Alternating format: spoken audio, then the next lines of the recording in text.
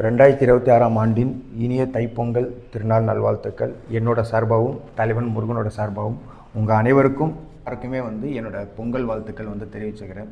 இந்த பொங்கல் அன்னைக்கு நம்ம எல்லாரும் எவ்வளோ சந்தோஷமாக இருக்குமோ அதே மாதிரி நமக்கு தெரியாதவங்க நிறைய பேர் சந்தோஷத்தை இழந்துருக்காங்க. அது எத்தனை பேர் அது உங்களுக்கு தெரியுமா எங்கேன்னு தெரியாது.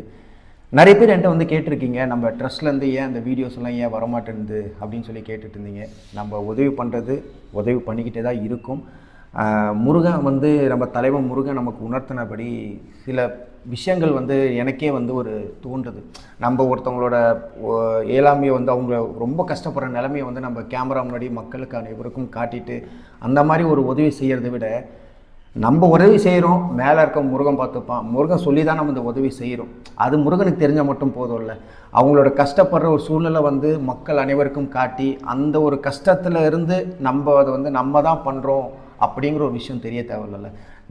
எனக்கு முருகன் சொல்கிறாரு, நீங்கள் எல்லோரும் உதவி பண்ணுறீங்க, எனக்கு அந்த சார்பாக முருகனுக்காக நான் பண்ணுறேன். இதுதான் விஷயம்.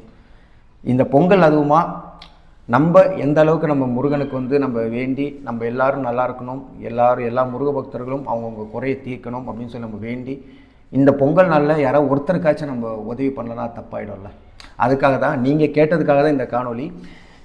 இதில் எல்லாமே என்னால் முடிஞ்சது ஒருத்தருக்கு அவர் ரொம்ப கஷ்டப்படுற சூழ்நிலை தான் இருக்கார்.